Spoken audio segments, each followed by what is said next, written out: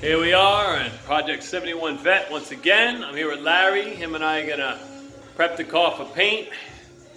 Looking ready. We're gonna start covering everything up. The door jambs. Try and flip around the camera, hopefully.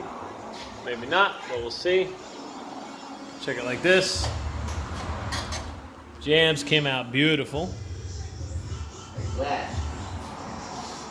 As Larry said, like glass. I don't know if it's not too good with the whole reflection thing, but Came out clean. really good. No dust, looks good. Even a little wet sand and polish, kind of even better.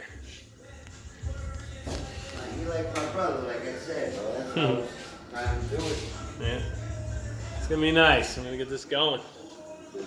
9 coats. Yeah, I did. We're getting there. We got some other parts over here. And everything done.